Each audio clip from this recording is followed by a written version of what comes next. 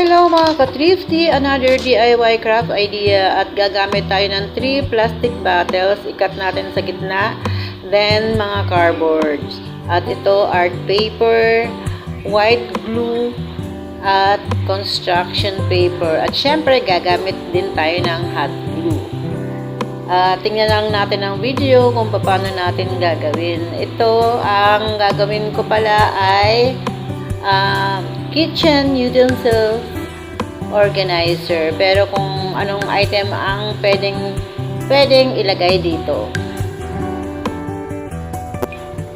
Kung wala naman kayong construction paper, pwede rin yung cartolina. At once na nadikit na natin lahat yung mga construction paper, art paper sa ating cardboard, ay ipagdidikit na natin lahat.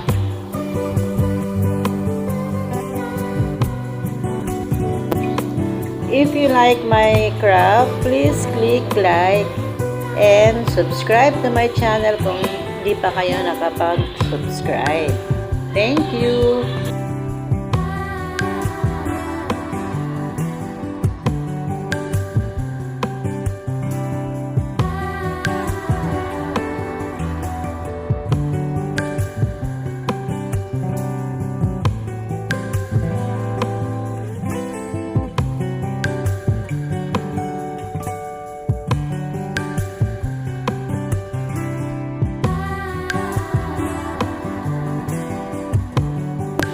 I-glue na natin ang plastic bottle by using hot glue. Then, ipagdikit-dikit na natin ang ating mga cardboard.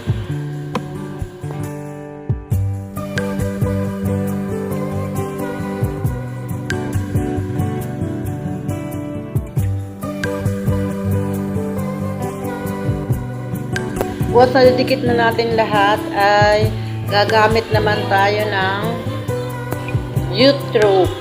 Bale, yung 3 pieces ng jute rope ay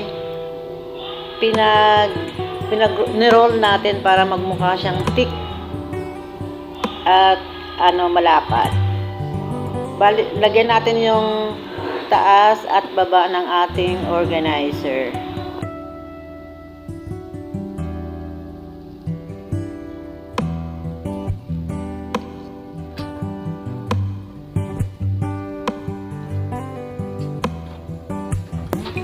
Ito na rin jute rope or jute string ang ginamit kong design dito sa gitna.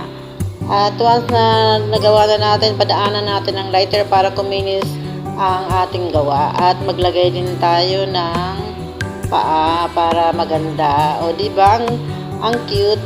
And hope you like my idea. Thanks for watching.